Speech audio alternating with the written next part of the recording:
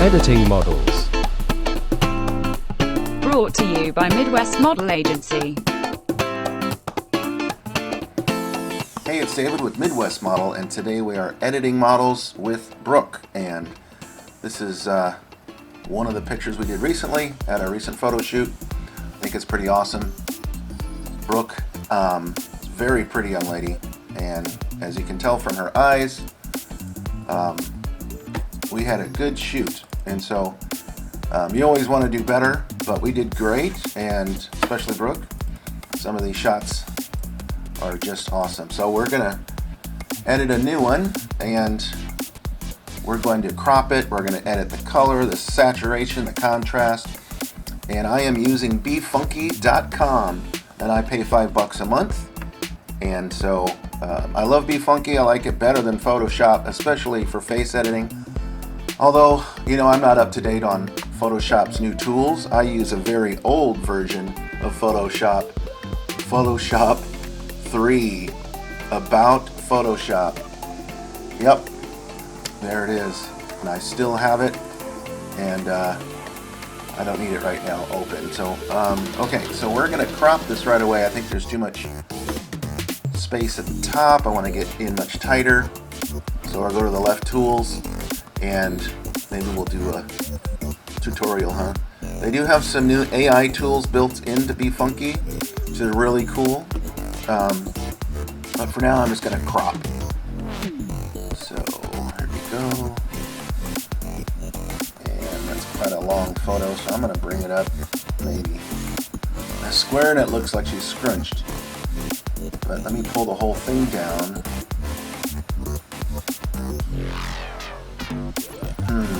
I'm not liking it as much short. Let me lengthen it quite a bit. Get more of that fur in there. That is a fuzzy blanket. Very fuzzy. Okay, that's a much better crop, I think. It's nice when you don't have to crop at all. But okay, well, the first thing I'm going to do is edit the top of the hair and get rid of some of the strands with the clone tool, and up the harshness a little bit. You can change the size of your tool here, source select, and then I'm just erasing. It's basically just copying from one spot to the next. If you see some spots in the background, it's because either the background has a spot, or the light was casting a spot, or the lens, I suppose, of the camera. Let me get in pretty tight there. And with this tool, one of the great things is you can always hit undo if you screw it up, which is often the case, unfortunately. So, oop, now I gotta fix that.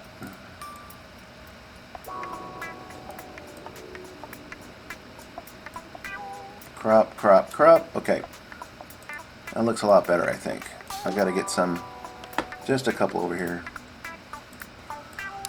So it is New Year's Day, and I had a great New Year's Eve. I didn't do nothing. I think I watched TV.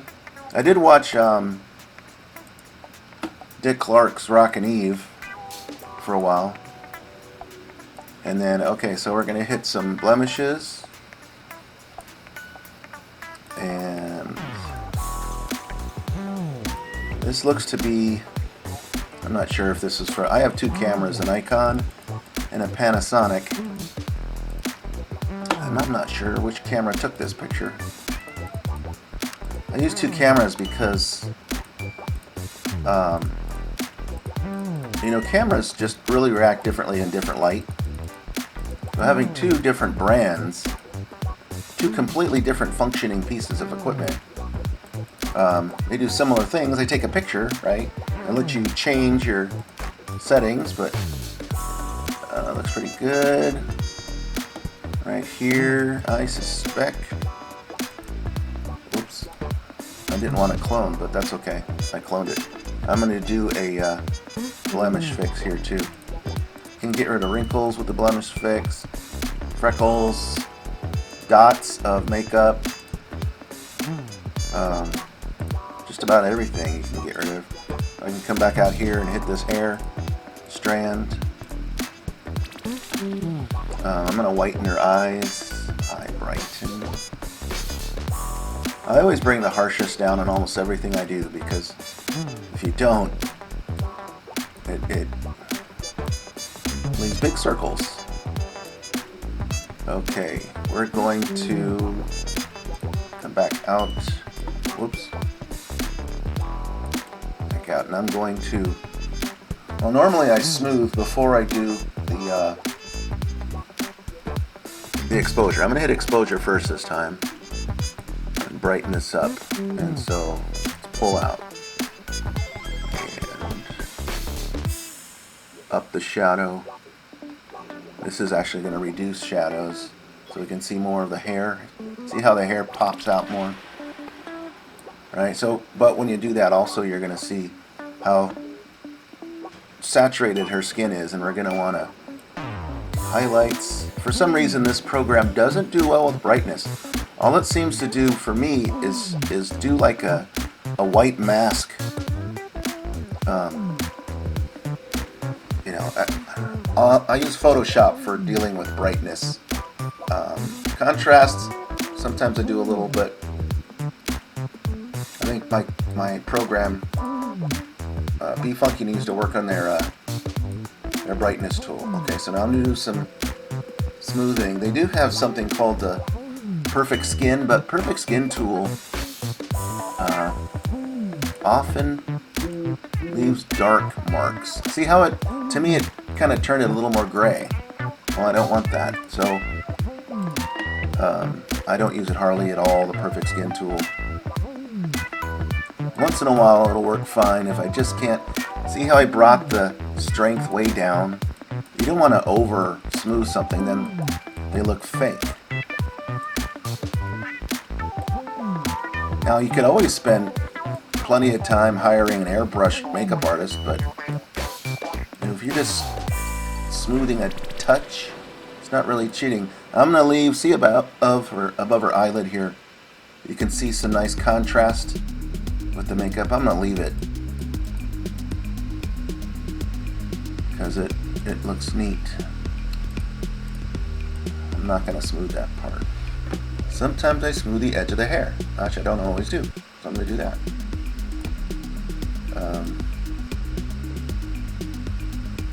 Okay, it's looking better. The color, let's see, go to this tool, then I have the color tool, so I can pull some saturation just a bit, and I'm going to pull some of the temperature out because I think it's just a little too yellow. And of course we can adjust more in. Still think the eyes look a little dark, so I'm going to hit the eye brighten. You don't want to do it too much. You can see her teeth, and the teeth look good, but we'll do, just for fun, we're going to do teeth whiten just a little bit. See, we didn't do much. We didn't really need to do much there. Okay, so that's looking pretty good. Nice. Much better. Okay, so now I really like to put the title, so we can just go over to titles, text. I've been using a font lately for her photos. For this photo session, I'm going to use one that looks like the Vogue. Unfortunately, I think they put, yeah, Vita Loca. This one called Vita Loca looks a lot like the Vogue font for Vogue magazine. It's not exactly the same, so Vogue, calm down. They probably have their own copyrighted font, you know, so you can't quite get it. Unless they don't copyright it, then they do it just so that they can sue you.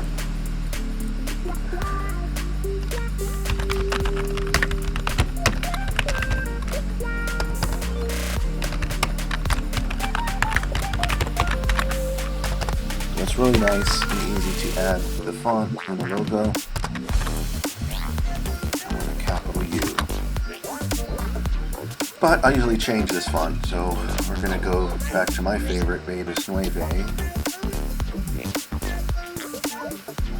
And I'm going to spin it. And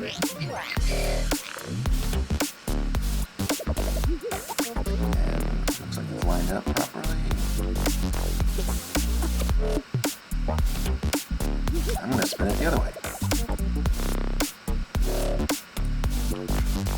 Lined up, yeah, nice and straight. Okay. So there we go, Brooke. So we're not quite done, so we're going to save it.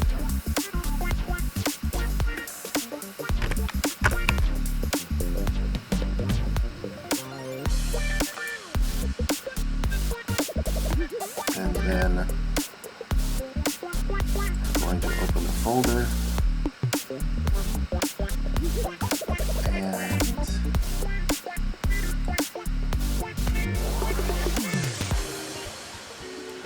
we're going to paste it there in the Brooke folder. And then I'm going to open up Photoshop. I can still leave that Befunky running with Photoshop. Thank goodness. Oops. What was I thinking?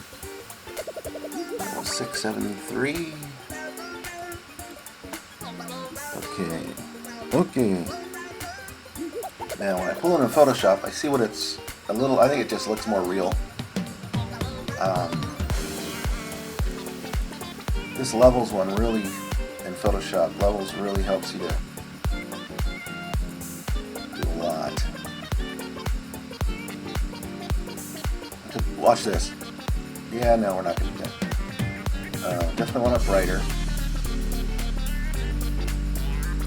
So it starts out here.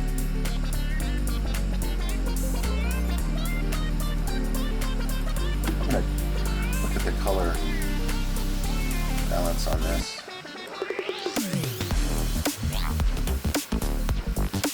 I don't want that.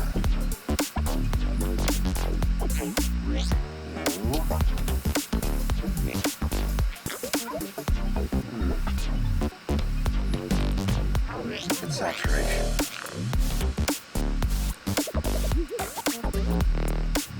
If I just pull red, I like that a little better.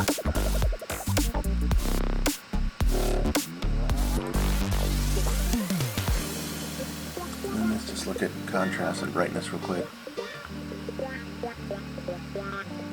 Sometimes it's good just to see if you make a big change, what's going to happen.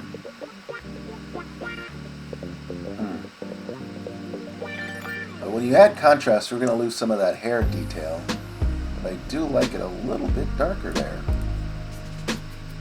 Yes, I do. So I'll save it. I always make all of my images 1280 pixels. Why do I do that? Because all of my websites are built on a 1280 pixel format. I did this wrong. There.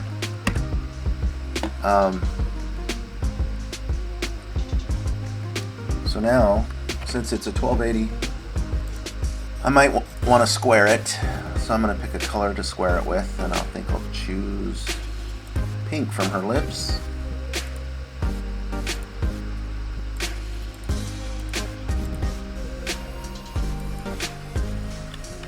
Now it's no longer 1280, but I have this nice squared backup. And I could resize this if I want, but I want the middle to stay 1280 pixels. I don't want to really mess with that. So now if we go and open it up normally,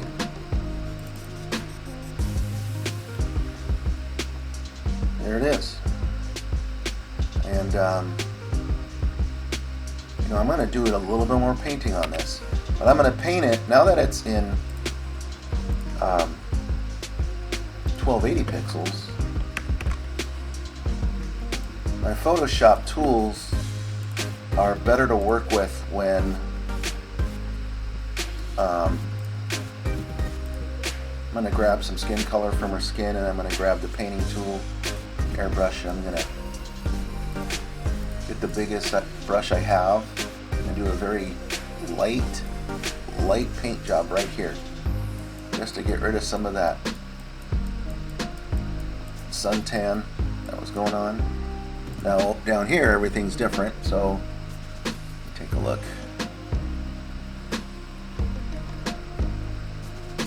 I'm gonna grab that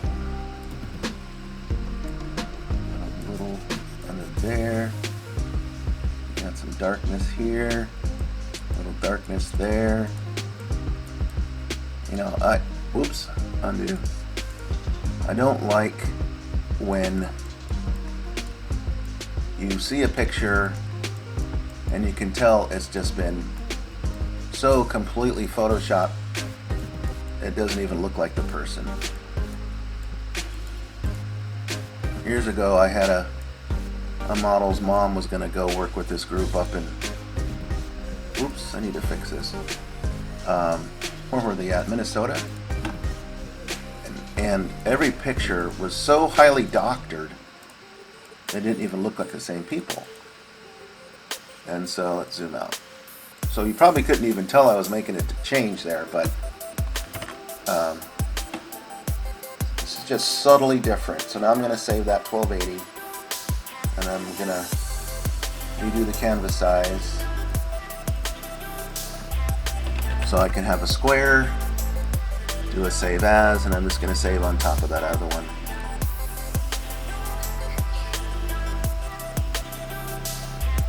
There.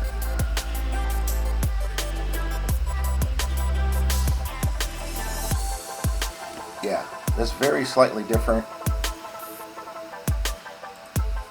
And you didn't have to buy a airbrush tool. Alright, this is Dave with Editing Models. I hope you had a wonderful Christmas, and hope you had a safe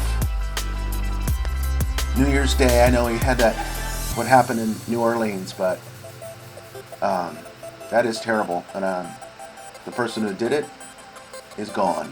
So you guys have a wonderful day. Take care.